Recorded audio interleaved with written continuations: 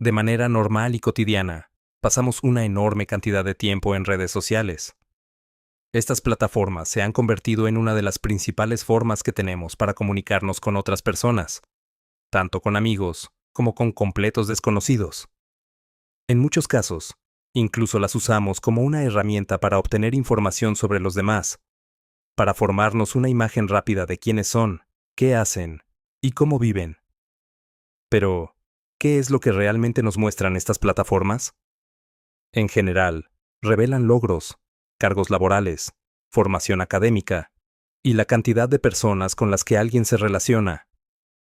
Nos muestran fotografías de viajes a lugares impresionantes, casi siempre con la persona ocupando el primer plano de manera desproporcionada. También vemos colecciones cuidadosamente seleccionadas, de selfies, retocadas con filtros y mejoras que distorsionan la realidad. Estas imágenes podrían decir algo sobre los niveles de narcisismo de quienes las publican. Sin embargo, más allá de eso, ofrecen muy poca información sobre el tipo de persona que realmente hay detrás. Nuestro enfoque, y muchas veces nuestra obsesión, con el estatus, los logros y el trabajo, en lugar de con las personas, su carácter y su bienestar real, refleja con bastante claridad lo que valoramos como sociedad. Vivimos obsesionados con el logro, atrapados en un ciclo donde el éxito más reciente de alguien se convierte en la medida de su valor personal. Esta fijación nos conduce inevitablemente a una pregunta inquietante. ¿Hemos dejado de reconocer el valor inherente de los demás, reduciéndonos a simples productos definidos por nuestros logros? Y si esto es así, ¿de qué manera afecta nuestro comportamiento y nuestro bienestar psicológico? Existe un problema directo cuando basamos nuestra autoestima exclusivamente en lo que logramos.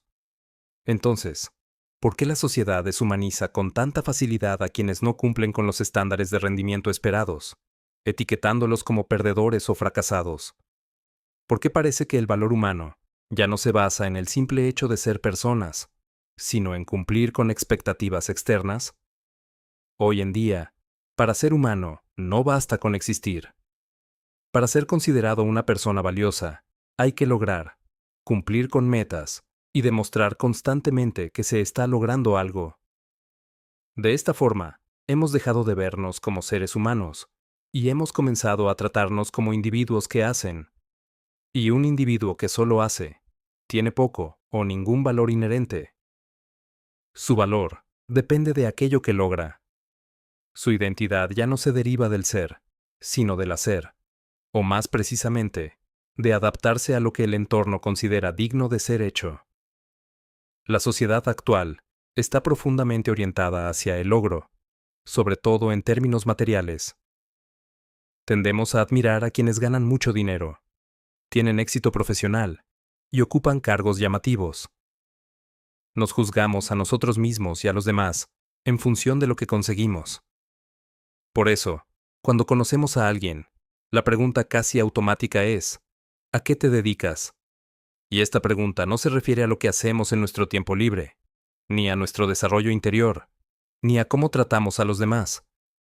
Apunta casi siempre a cómo nos ganamos la vida, a nuestra posición dentro de la fuerza laboral, al lugar que ocupamos en la jerarquía social.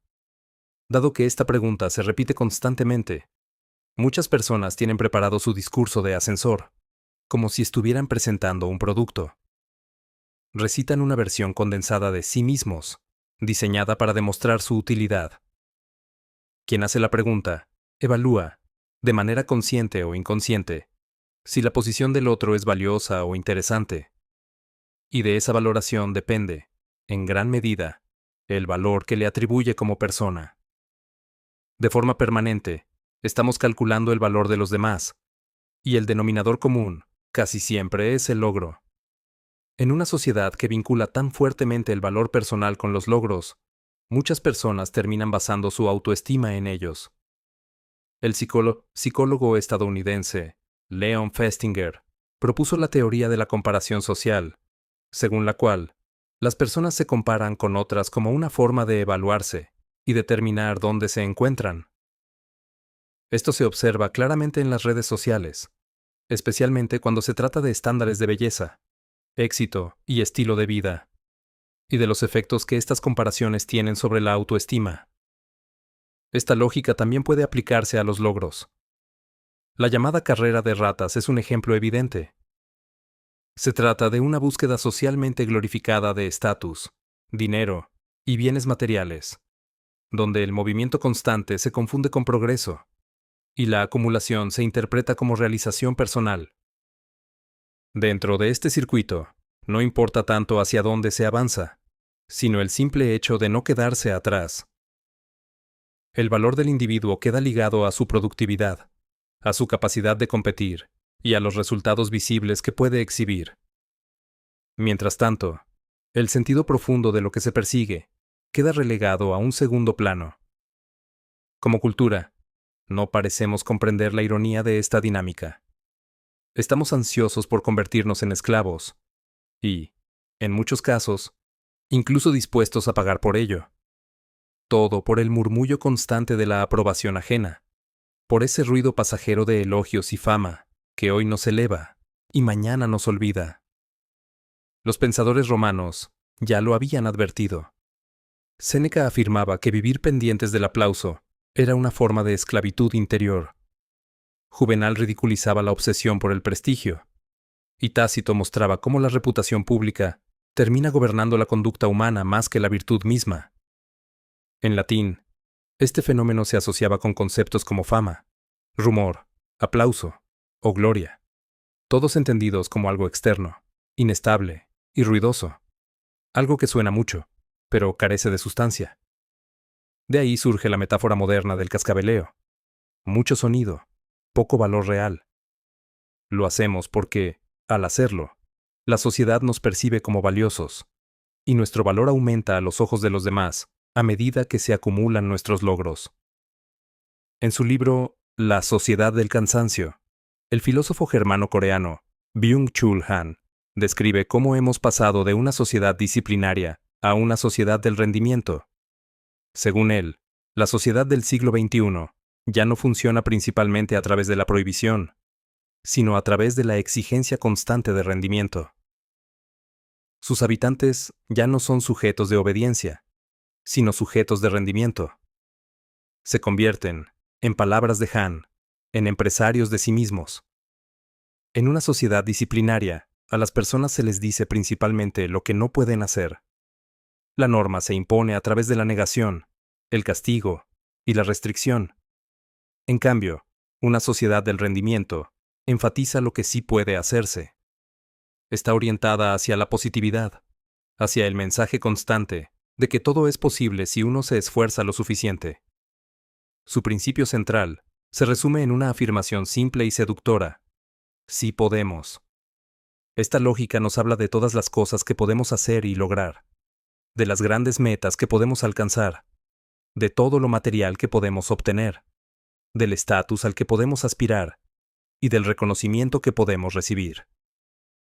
Es el sueño del puedo ilimitado, la idea de que podemos convertirnos en cualquier cosa que deseemos, si trabajamos lo suficiente. Mientras que la sociedad disciplinaria imponía la ética del trabajo mediante la fuerza y el castigo, la sociedad del rendimiento lo hace vendiendo un sueño y ofreciendo incentivos. Paradójicamente, este enfoque positivo resulta mucho más eficaz. No solo trabajamos más duro, sino que además estamos motivados internamente para hacerlo hasta el agotamiento. Nos convertimos en esclavos más eficientes, esclavos que ya no necesitan amos, porque aprendimos a explotarnos a nosotros mismos. En lugar de recibir órdenes, nos presionamos solos. En lugar de ser vigilados, nos autoevaluamos sin descanso. En muchos casos, delegamos el látigo en manos de gurús motivacionales, coaches y discursos inspiradores, y dejamos que nos empujen a dar siempre un poco más.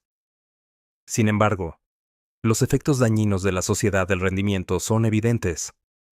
Además del desgaste psicológico y el agotamiento extremo, esta búsqueda constante del logro termina erosionando la autoestima. Cuando la positividad implacable nos dice que siempre debemos ser felices, exitosos y productivos, cuando el valor de las personas se mide en función de su rendimiento, surge una pregunta inevitable: ¿qué ocurre con quienes no encajan en ese ideal? Tal como escribe Han, la sociedad disciplinaria producía locos y criminales. En cambio, la sociedad del rendimiento produce depresivos y fracasados. No lograr, en este contexto, se convierte en una especie de pecado social. Los perdedores y fracasados pasan a ocupar el lugar de los nuevos intocables. Es lógico que alguien se sienta mal consigo mismo cuando es excluido no por lo que es, sino por no encarnar el ideal de éxito que la sociedad exige.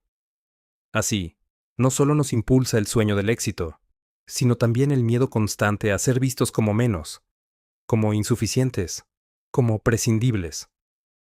Un ejemplo claro de esto es el estereotipo del perdedor barbudo que vive en el sótano de su madre, jugando videojuegos. Este personaje, convertido en meme, representa el punto más bajo al que supuestamente puede caer un hombre dentro del imaginario social. El deseo de superar a otros, el énfasis en la autooptimización y la exhibición constante de uno mismo en redes sociales encajan perfectamente con una de las enfermedades más características de nuestra época: el narcisismo. El narcisismo se ha convertido en una palabra recurrente, y no por casualidad. Las personas, en general, muestran cada vez más rasgos narcisistas. A menudo demonizamos a quienes presentan estas características, pero no siempre es justo responsabilizarlos por completo. En contextos que empujan a las personas a convertirse en marcas personales, a competir constantemente por atención y admiración, resulta comprensible que el narcisismo se vuelva una respuesta casi natural. Es importante distinguir entre las tendencias narcisistas, ampliamente fomentadas por el contexto social actual, y el trastorno de personalidad narcisista, que sí constituye una patología clínica. Aquí hablamos de tendencias como el sentido grandioso de la propia importancia, la autoabsorción y la necesidad excesiva de reconocimiento. En ese sentido, el narcisista puede entenderse como el héroe perfecto de la sociedad del rendimiento. Su sentido del yo depende casi por completo de cómo los demás lo perciben en términos de estatus, valor e importancia. La imagen que cree proyectar en los ojos ajenos se convierte en su identidad. Por lo tanto, la única forma de que este yo sobreviva es participando plenamente en la lógica del rendimiento. Ser el más rápido en la carrera de ratas, eclipsar a otros en belleza, o simplemente lograr más que cualquiera, en cualquier ámbito que se elija. Para alcanzar ese objetivo, no dudan en explotar a otros sin remordimiento. Lo único que importa es el resultado. Los medios se vuelven secundarios. El narcisista vive encerrado en una burbuja. Es el centro absoluto de su pequeño universo, y los demás existen principalmente para admirarlo o ser utilizados. Tristemente, nuestra cultura no solo tolera este comportamiento, sino que con frecuencia lo premia. Celebramos al fanfarrón carente de escrúpulos y a la figura obsesionada consigo misma, que acumula likes y comentarios. En el contexto actual, ser narcisista suele dar resultados. Según Han, no es que los narcisistas hayan creado la sociedad del rendimiento, sino que es esta sociedad la que los produce, porque recompensa precisamente los comportamientos alineados con rasgos narcisistas. Todo esto puede parecer una descripción puramente contemporánea, propia de las redes sociales o del capitalismo tardío. Sin embargo, la lógica de reducir el valor del individuo a su función y a su utilidad ya había sido retratada con una claridad inquietante a comienzos del siglo XX.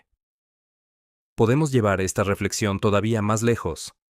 A comienzos del siglo XX, Franz Kafka retrató esta lógica con una lucidez perturbadora en su obra más conocida, La Metamorfosis, publicada en 1915. El relato gira en torno a Gregor Samsa, un vendedor que sostiene económicamente a toda su familia. Su salario es la única fuente de ingresos del hogar.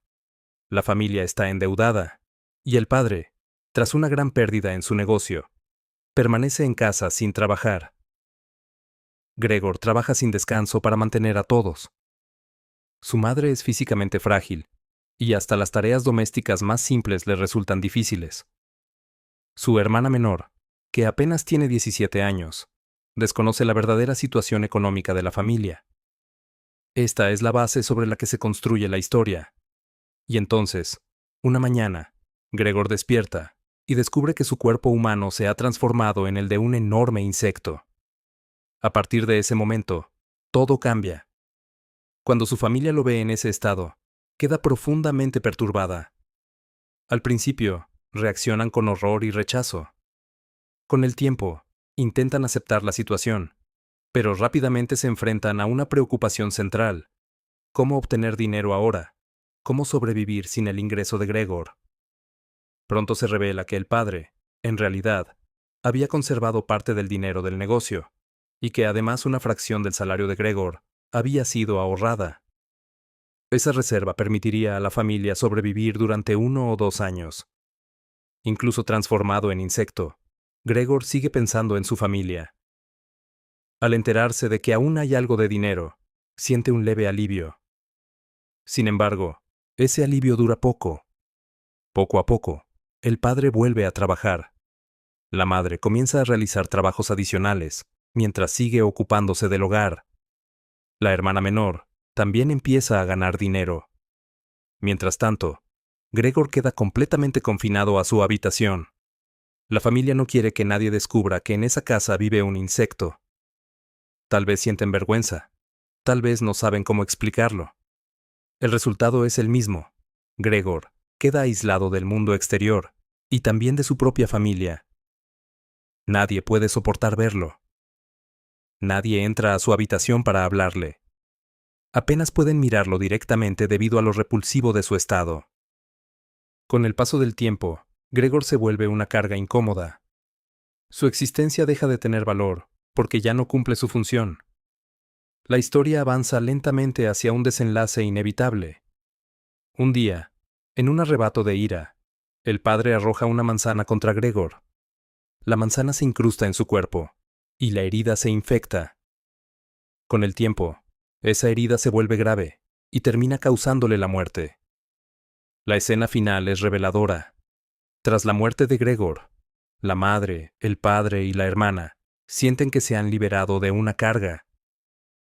Viajan en tren hacia una nueva ciudad. Durante ese trayecto, descubren que pueden volver a hablar entre ellos. Comentan sus trabajos.